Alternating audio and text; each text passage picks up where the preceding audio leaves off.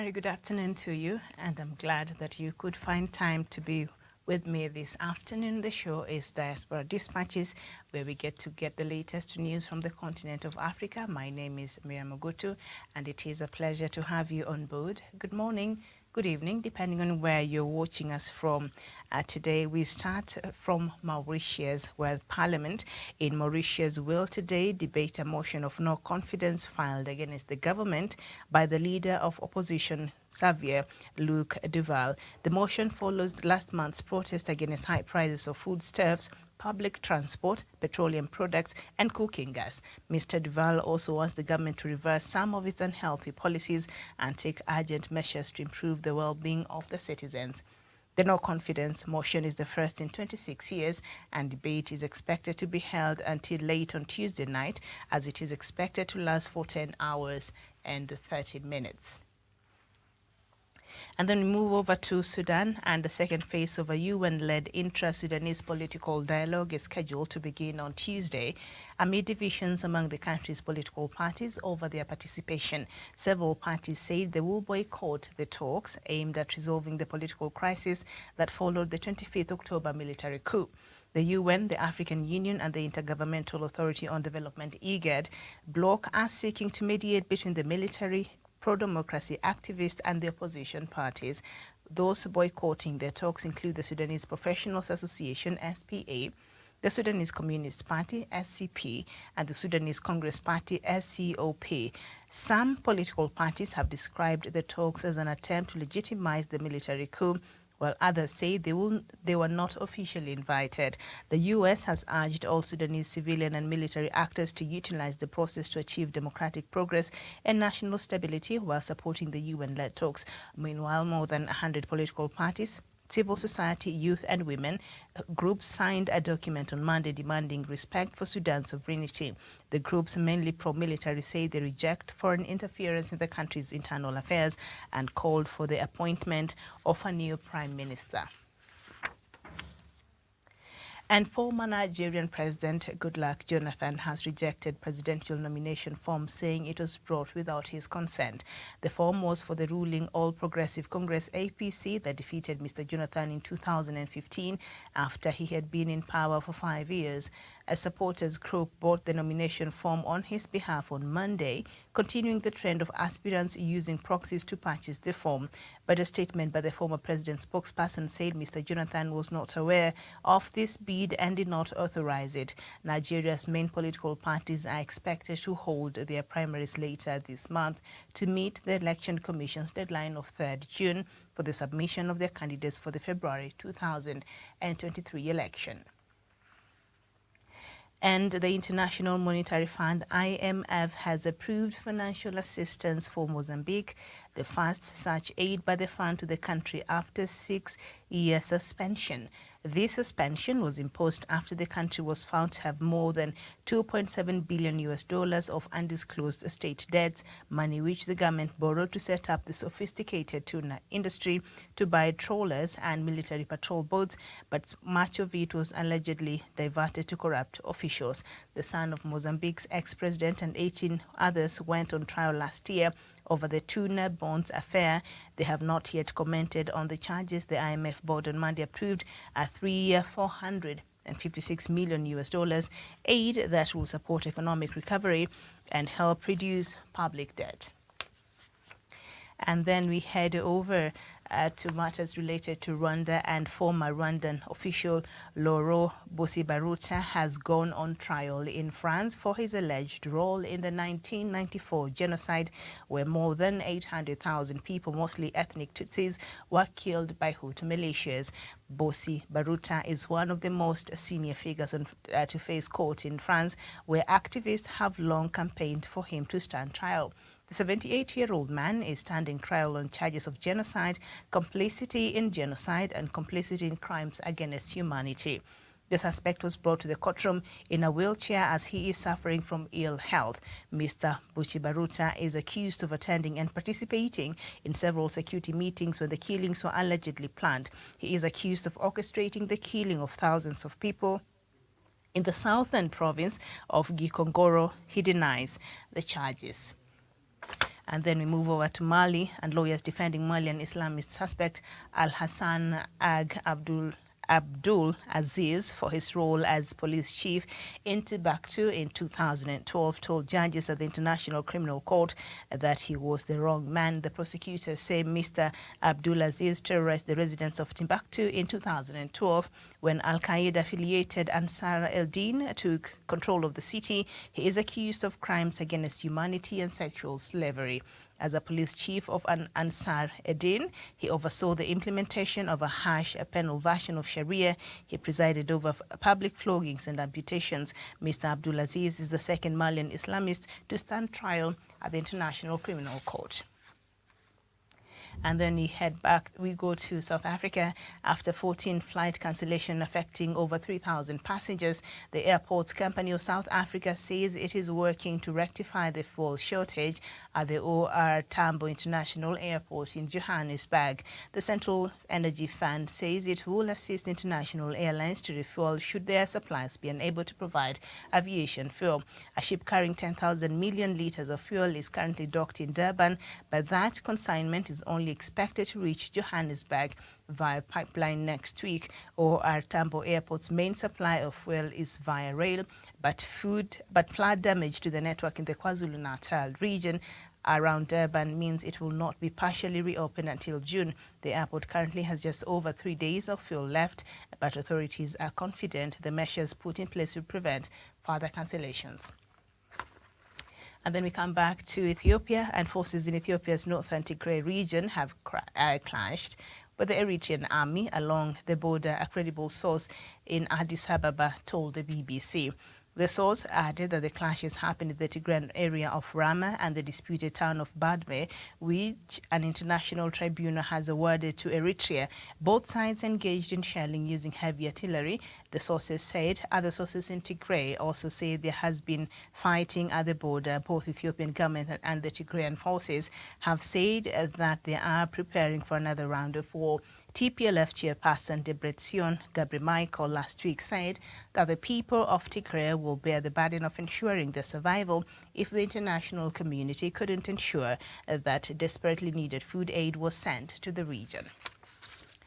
And we head over to Cameroon. Villages along the Cameroonians' northern border with Chad and Nigeria have been holding daily protests in front of government offices, demanding that the military intervene and deploy troops in areas where attacks by Boko Haram have increased.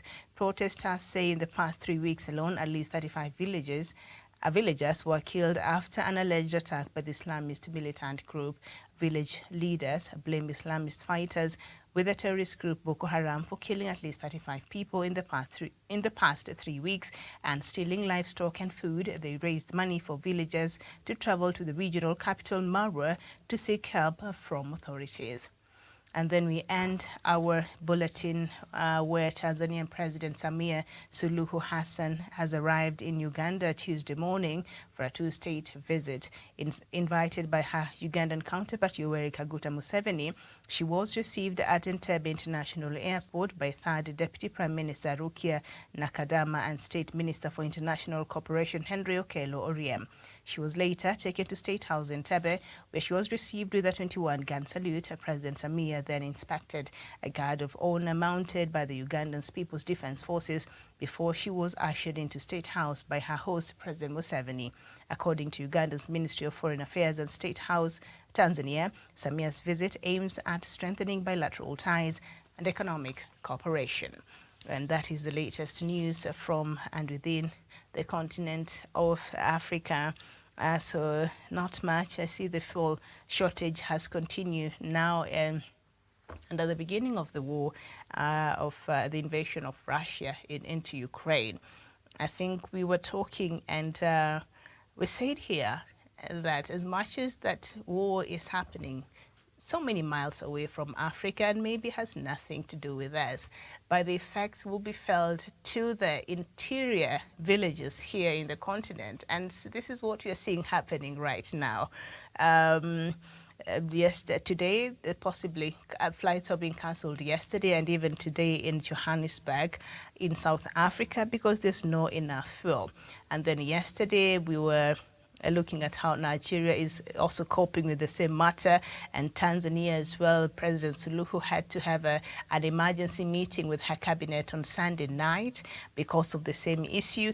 And I think the first item of the bulletin this afternoon was Mauritius government, which is now facing a vote of no confidence over the same matter. And we seem to be, dealing with the same challenges as far as the lack of fuel, and that has led to the increase of food stuffs and public transport and petroleum products and cooking gas. So the opposition, let's just dwell in this story by Mauritius opposition, led by Savia Luke Duval, who is seeking to take a vote of no confidence today against the Mauritian government because of the increase, high prices of foodstuffs, public transport, petroleum products and cooking gas. All of this has gone up. And I don't know if Mr. Duval, maybe there are other issues, or maybe these are things that, I don't know the uniqueness of the situation in Mauritius for the opposition to feel as though the government is not doing enough to address these issues. And it's failing to address these issues that are affecting the majority of the people in Mauritius. But as far as I know, and I've been watching the news and reading, these are challenges that every government across the world is grappling with, including the UK. I was just watching some news on the BBC, where now there are a good number of people in the UK who have to choose on which meal not to have. They can't have the 3 meals and snack around in between as they used to, because they can no longer afford that. It has become, having 3 meals a day has become a luxury to many now, and people are not able to afford that. So either people choose to have breakfast and then dinner, or you just find a way of, I don't know, maybe eating 1 meal per day. And that has become the unfortunate reality, even for countries that has for a long time had food reserves and are stable and all that.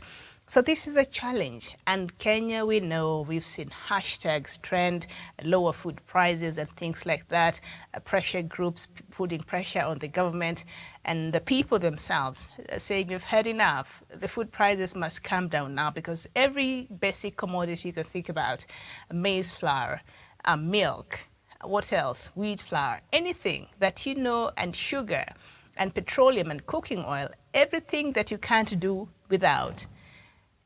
Those are the things that the prices have gone up, among other commodities. So this is not just a Mauritius problem.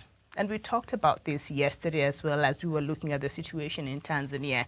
And so I don't know if there are also other issues that are also perhaps plaguing the leadership of Mauritius, the government, or it's just this. But if it's just the increase, I don't know to what percent has this food stuff and these other commodities gone up that now has made the opposition to go and seek to take a motion of no confidence. And this is the first in 26 years. But as far as I know, I think these aftershocks, it's not even aftershocks, because the war is still active. Yeah, the war is still active, so the rest of us have to grapple with the effects of it, and this is just part of it. So petroleum products have gone up. Cooking gas, even in Kenya, has gone way up. You buy it, and then after it's done, 2-3 months later, you go back and the prices is not the same you bought it 3 months ago, 2 months ago, even 1 month ago for some, brands. So this is a problem that the rest of us are grappling with. Like I said, unless there are other issues, that the government really is not addressing in Mauritius. But I think I would not call it unreasonable, but maybe if the opposition, I don't know if they took charge right now, if at all they will even have solution to some of these problems. We must have an opposition in Africa that is constructive. The problem with us in the continent, we have an opposition who a lot of times they don't even understand the role of the opposition. Opposition is supposed to offer alternative solutions to the government and say, look here, this is what you're doing and it's not working. This is our suggestion. Because sometimes they act like they're not even part of that country, and all they want is that government to fail.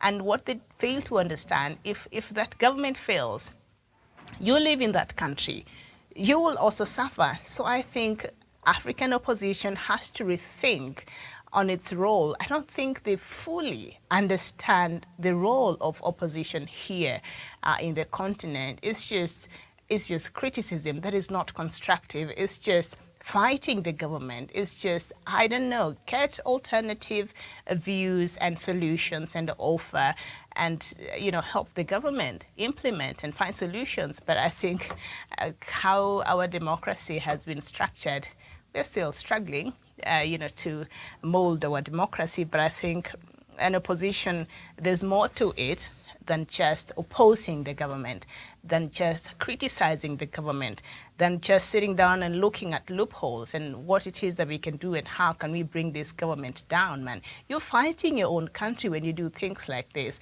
So you find that once a government has been elected, it will have to be firefighting the opposition until, so sometimes they don't even have time to, to sit down and implement some of the policies and the agendas they have. And so this opposition in Mauritius today has taken a no confidence motion in Parliament. It will be interesting. I think this is, I'll come back here tomorrow, God willing, and I'll let you know how that motion went by. So that is expected to run into the night, is expected to go for 10 hours and 30 minutes. They've even timed it. And so the government, they're protesting the high prices of foodstuffs, public transport, petroleum products, and cooking gas. All of these things, that list, we have an increase of all of that plus more here in the country. We have an increase of all of that plus more in Uganda, in Tanzania, and in other countries across Africa and indeed across the world, because these are the effects of what we see, the dysfunction and the ongoing conflict we see there between Ukraine and Russia, that we have to deal with the after effect. It's interesting, the issue of this ex-Nigerian leader who has rejected presidential nomination, the former president, Nigerian former president, Goodluck Jonathan. He's been actively involved with a bit of mediation on behalf of African Union, sometimes on behalf of ECOWAS in some West African countries, and so on and so forth. So he's been active, in some of these efforts. And he served for one term, if you can remember. President Goodluck Jonathan served for one term. And apparently some people he did not even know went and bought him his presidential nomination form, and saying it was bought without his consent. Apparently this is the norm, as Nigerians' main political parties are expected to hold their primaries later this month to meet the Election Commission's deadline of the 3rd of June. And I was reading this story and I thought, wow, this is very interesting, because a supporters group bought the nomination form on his behalf on Monday. How do your supporters just go decide, we will nominate you, and so we're going to buy for you a nomination form without your consent? But as I was reading through that story, apparently that is the norm there in Nigeria. These politicians will go and buy the trend of aspirants using proxies to purchase the form. This is ridiculous. I thought you just go as the aspirant who wants to run, and there's a procedure by which you get the form. You don't send people, but apparently there are people, that is what aspirants are doing. They're using their proxies to purchase the forms for them. And then what? Your proxies will fill the form and return, or you will have to return it yourself. Somebody from Nigeria, could you please shed some light on that? Let me know what's really happening, because I think that is very interesting.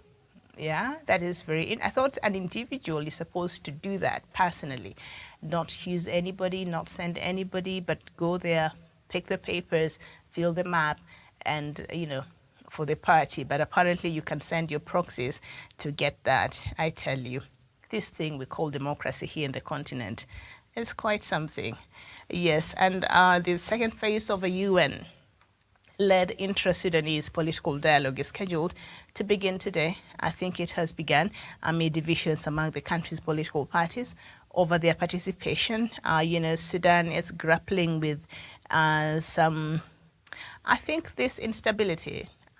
There's some sense of stability as it is right now. But I feel like it's just a ticking time bomb. Remember, the Prime Minister has not been reinstated. The Prime Minister, Abdallah Hamdok, was removed. Remember, there's a time he was put under house arrest, and the leader of the military said, you know what, I felt as though his life was in danger, so I kept him in my house for security reasons for 2 weeks, nobody knowing where he was.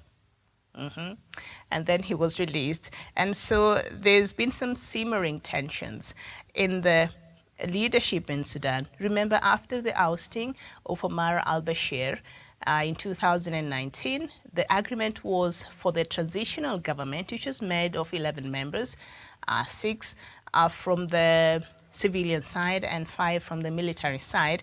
They're supposed to be in transition for 3 years as they pave way back to a fully led civilian government.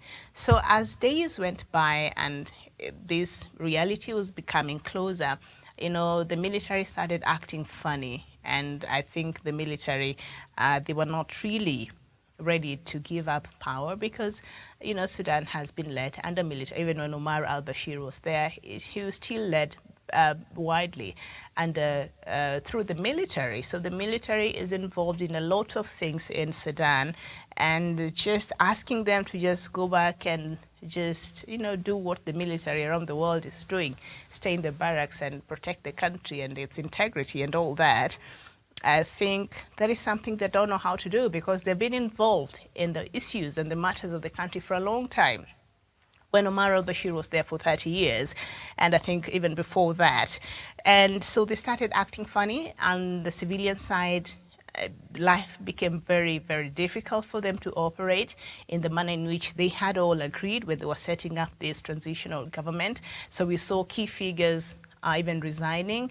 And so now these new talks, the key people who are supposed to be part of these new talks that are led by the UN and the African Union and IGAD are seeking to mediate between the military and pro-democracy activists and opposition parties. And the key opposition parties and pro-democracy activists, they don't want to join this because they're saying if you bring us together and try, you know, have us a talk and somebody mediating between us, you will be legitimizing the military role as it is right now in Sudan, and so they're refusing, and they're saying you will legitimize the military coup because another military coup happened. Of course, it's not like the same one that happened, but that removed Omar al-Bashir.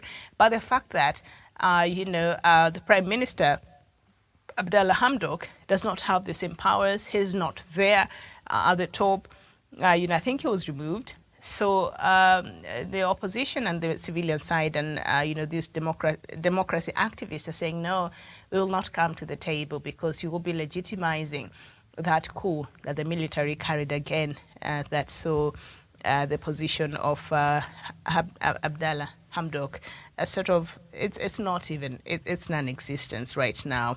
And the US has urged all Sudanese civilian and military actors to utilize the process to achieve democratic progress and national stability while supporting the UN-led talks. First of all, the Sudanese military junta have become very close to even the Russian military. Remember, just the day before the invasion in Ukraine, the military junta, the second in command, Hemedi, as he's known, he flew to Russia and he had a meeting with, officials in Russia, and then he came back. So when you see which I think there's nothing, maybe it's just bilateral talks that could benefit the country.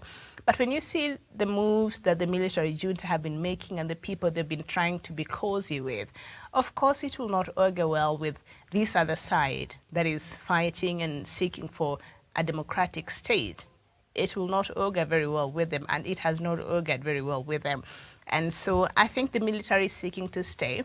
I don't see this military going back to the barracks and minding their business. As far as the military is concerned, I think they will stay put. And at this point, I don't think they even care what the US thinks, what the African Union thinks, what the AU thinks. I mean, AU is even the last of their worry. They don't care. And we've seen the impunity in which the military is been acting right now in Mali. The military is acting now in Burkina Faso. The military is acting now in Guinea after they carried out similar coups of the president. So I think when they see how Mali junta is even removing, making certain decisions and looks like they've taken over the leadership of the country, I think these are the military leaders in Sudan are sitting there thinking, you know what, we even had the coup first and we seem to be okay. So when they see that, they're emboldened. So I don't think they're planning to leave power. They will not leave power soon. They will not give up power to a civilian. I think they would want to have positions, even in government, should they also mediate another form of leadership. And these 3 years they don't want, because they've seen the military junta in Mali insist, no, I know we said 2 years, but now we're insisting it is 5 years. We need 5 years. And for the Mali junta, they said we need to recheck the foundations of this country and redo the constitution. And then I don't know how that was going to work out, because I've been waiting to hear reports about how they're rechecking the foundations of Mali. I've not heard. But as far as we know, the constitution in Sudan was also suspended when President Omar al-Bashir was removed, remember? Yes. More Aden, yes, true, because they fired and removed the French ambassador in Mali. They don't want anything to do with Mali. Mali junta does not want anything to do with France, and we know France has been very integral as far as helping the military. It had its own troops there, together with other EU members that are helping in restoring this, addressing the issue of insecurity in the Sahel region. So France had a huge chunk of its military there that, it started removing, and I think now, I don't know if they're all gone, but other countries like Germany also said with the presence of Russian mercenary group, the Wagner group in Mali, we're also pulling out. And so that is the main reason. And, France started giving ultimatums, and Mali junta said, you know what, you can go. And so they gave people there ultimatums. You have 72 hours to pack and leave Mali and leave us to figure out our own issues. But anyway, the point is, when you see such things happening, and now Sudan's military is here, and they're seeing the other side, they're just going on and moving forward, and and nobody cares anyway. Of course, they have sanctions from the ECOWAS and they have sanctions from African Union, but that's it. And so they're not worried so much. But the point is, I don't see the Sudanese army folding up and going back to the barracks. They have tasted power. They have been in power when the former president was there, like I have said. So they're not going anywhere. They are going to sit here and remember the Constitution was suspended in 2019. So now there's no constitution, which you can say, you were breaking the constitution. The only constitution I know that they've broken is they are not supposed to be in African Union because, a military leader, a country that is led by the military, cannot be a member of the African Union. Other than that, they are just okay. They are members of the Islamic federation or something out there, and these other, federations that are organizations that are even supporting them, just not covertly. And I think Sudan will remain in this state. Mo, you're saying Sudan is going nowhere. Well, let's hope they get resolved. But as it is, I think I agree with you in the sense that this stalemate will go on as long as the army decides for it to go on. But I don't see them relenting. I don't see them having a president there that is a civilian. And if you can remember what happened in Chad after the killing of President Idris Deby and the son Mohamed Deby came into power very quickly, and French supported that. And that was against the constitution, but French support. And that is what I think angered Mali, because Mali is saying, come on, the same thing happened in Chad. Okay, this time the president died, but the son, who was a military officer, took over. And that was against the constitution, because as it is, the speaker was supposed to be the one to take over, or the vice president. was supposed to be the one to take over the leadership. I think there was no vice president then, but that position was abolished a couple of, I think. So the Speaker of the House was supposed to take over, and that did not happen. And so why are you not annoyed with that? And in fact, President Emmanuel Macron flew to Chad when Mohamed Deby Itno was being sworn in as the new transitional leader. And he was from the military. So Mali is saying, wait on, why is it that you're being, you're supporting that, and yet us here, when we're telling you we want to review the foundations of this country and redo our constitution, and so we're going to be here for why are we being condemned? Why are you not serving with the same stake? Why is it okay in Chad and it's not okay in Mali and it's not okay in these other countries? And remember, these countries that have experienced coup, they are all in West Africa, even Guinea, Burkina Faso, they are all former colonies of France. So that should tell you a lot. And we know a lot of presidents in these countries, usually for one to be a president, then there has to be some influence from France, because they're normally comfortable with somebody who has a good relationship with them. That is France. And so because you know how France benefits from these countries. So I think these other countries, maybe the people got tired, and maybe, I don't know, but that became a bone of contention. Mali felt if it's okay for Chad to be led by a military person against the constitution, then it should be okay here too. So you can't condemn us, but you came and even you were part of the people who witnessed the swearing in of another illegal president in Chad. And President Mohamed, the president of Chad, has stayed. He's there. He has stayed. The son of Idris, he's there. And so that is the problem Mali had anyway.